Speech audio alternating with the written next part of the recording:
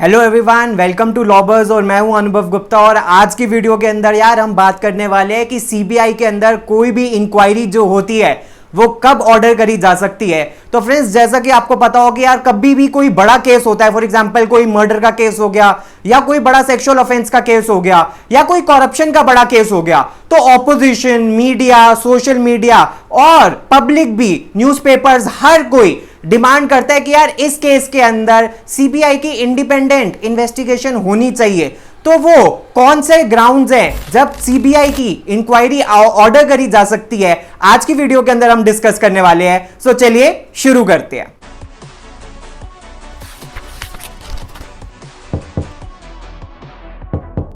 Friends, इससे पहले हम ये डिस्कस करें कि सीबीआई इंक्वायरी कब ऑर्डर करी जा सकती है, हमें थोड़ा सा हिस्ट्री में जाके देखना पड़ेगा कि सीबीआई फॉर्म क्यों हुई थी और सीबीआई फॉर्म कब हुई थी। तो जो वर्ल्ड वॉर 2 का टाइम है, उस टाइम पे हो क्या रहा था कि बहुत ज्यादा जो गवर्नमेंट ऑफिशियल्स हैं, एक्सपेंडिचर ऑफिशियल्स थे या जो नॉन गवर्नमेंट ऑफिशियल्स भी थे, वो ब्राइबरी और करप्शन बहुत ज्यादा कर रहे थे। तो गवर्नमेंट ऑफ इंडिया ने क्या किया, तब भी गवर्नमेंट ऑफ इंडिया होती थी, यानी कि कॉन्स्टिट्यूशन से पहले और इंडिपेंडेंस से पहले भी गवर्नमेंट ऑफ इंडिया होती थी। तो गवर्नमेंट ऑफ इंडिया ने स्पेशल एस्टैब्लिशमेंट 1941 बनाया था अंडर डीआईजी, जिसको बाद में उन्होंने दिल्ली स्पेशल एस्टैब्लिशमेंट एक्ट बना दिया 1946 का। तो यानी कि सीबीआई एक्ट करके कोई चीज नहीं है। एक्ट कौन सा है? डीपीएससी एक्ट है, Delhi DSPE, Delhi special police establishment act.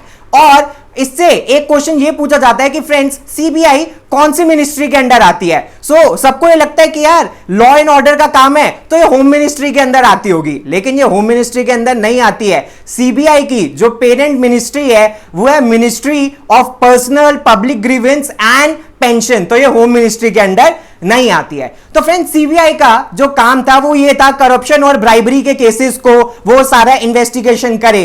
लेकिन ओवर द टाइम सीबीआई को और बहुत सारे केसेस दिए गए, सेंट्रल फिस्कल लॉ के केसेस दिए गए, पासपोर्ट फ्रॉड के केसेस दिए गए और हाई सीज के अंदर भी जो क्राइम्स होते हैं उसके भी केसेस दिए गए। इसके बाद सीबीआई के अंदर बहुत सारे डिपार्टमेंट्स बनाए गए।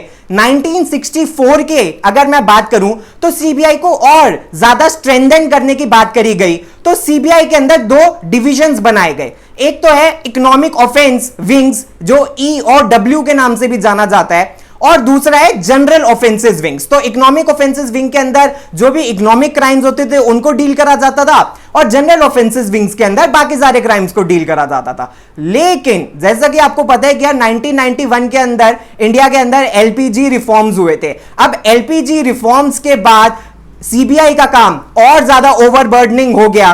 तो गवर्नमेंट ने क्या करा, सीबीआई के अंदर 3 डिपार्टमेंट्स क्रिएट कर दिए। तो फ्रेंड्स, 1994 के अंदर 3 डिविजन्स सीबीआई के अंदर बनाए गए। अब ये कौन कौन से डिविजन्स थे? सबसे पहला है एंटी करप्शन डिवीजन। अब एंटी करप्शन डिवीजन के अंदर क्या होता है, सीबीआई के पास पावर होती है कि वो किसी भी सेंट्रल गवर्नमेंट के ऑफिसर के अगेंस्ट ब्राइबरी या करप्शन अगर वो करता है तो उसके अगेंस्ट इन्वेस्टिगेशन कर सकती है। दूसरा, इकोनॉमिक ऑफेंसेस का जो डिवीजन था, इकोनॉमिक क्राइम्स का जो डिवीजन था, यानी कि अगर कोई फ्रॉड होता है या फिस्कल फ्रॉड होता है या कोई भी स्कैम होता है तो उसके लिए इकोनॉमिक क्राइम्स का डिवीजन था। और तीसरा जो है वो है जनरल क्राइम्स का या स्पेशल क्राइम्स का डिवीजन, जिसके अंदर सेंसेशनल मर्डर्स, यानी कि हर एक मर्डर सीबीआई इन्वेस्टिगेट करेगा, या बॉम्ब ब्लास्ट हो गया या टेररिज्म हो गया। लेकिन फ्रेंड्स, अब बॉम्ब ब्लास्ट और terrorism NIA, that is national investigation agency, भी इसको इन्वेस्टिगेट करती है। अब हमारे लिए $1 मिलियन क्वेश्चन ये है, अगर हमने ये सारी बातें तो जान ली है तो सीबीआई इंक्वायरी कब ऑर्डर करी जा सकती है? तो फ्रेंड्स, जो ये डीएसपीई एक्ट है ये कहता है, इसका सेक्शन 2, कि जो सीबीआई है उसके पास ज्यूरिसडिक्शन है कि वो किसी भी यूनियन टेरिटरी के अंदर कोई भी क्राइम को वो इन्वेस्टिगेट कर सकती है। अब यूनियन टेरिटरीज में क्यों कर सकती है? यूनियन टेरिटरीज में इसलिए कर सकती है बिकॉज यूनियन टेरिटरीज के अंदर लॉ एंड ऑर्डर सेंटर के अंदर आता है। यूनियन टेरिटरीज में स्टेट गवर्नमेंट के पास या जो लोकल गवर्नमेंट्स होती हैं उनके पास तो लॉ एंड ऑर्डर नहीं होता। और इसी तरह अगर इसकी मैं और ज्यूरिसडिक्शन के बारे में बात करूं तो सेक्शन 5 क्या कहता है? सेक्शन 5 इसी एक्ट का कहता है कि इसकी जो जुरिस्डिक्शन है सीबीआई की वो बढ़ सकती है रेलवे के अंदर और स्टेट्स तक। लेकिन हियर कम्स द कैच, जो सबसे इंपॉर्टेंट चीज है दैट इज सेक्शन 6। सेक्शन 6 जो है इस एक्ट का, Delhi special police establishments act का, 1946 का जो एक्ट है, वो कहता है कि जब तक स्टेट गवर्नमेंट अपना कॉन्सेंट नहीं देगी तब तक सीबीआई उस स्टेट के अंदर वो ऑफेंस को, वो उस पर्टिकुलर ऑफेंस को इन्वेस्टिगेट नहीं कर सकती है।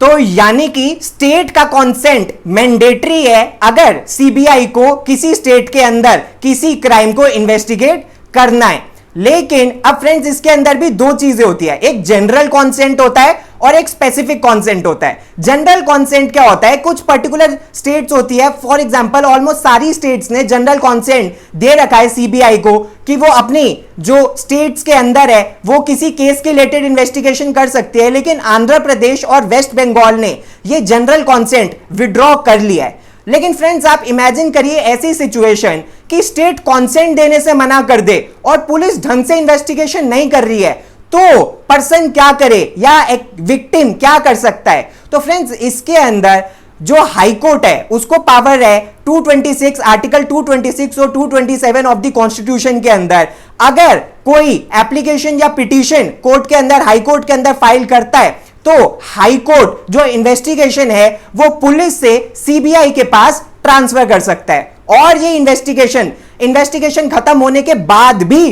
ट्रांसफर करी जा सकती है। ऐसा सुप्रीम कोर्ट ने भी माना था कि अगर पुलिस ने ढंग से इन्वेस्टिगेशन नहीं करी है तो इन्वेस्टिगेशन खत्म होने के बाद भी मैटर सीबीआई को ट्रांसफर करा जा सकता है। लेकिन फ्रेंड्स क्या सीबीआई के पास अगर कोई मैटर गया है तो क्या वो 100% सॉल्व हो जाएगा? ऐसा बिल्कुल नहीं है, बिकॉज सीबीआई के पास भी बहुत सारी, सीबीआई के साथ भी बहुत सारी कंट्रोवर्सीज हो चुकी है।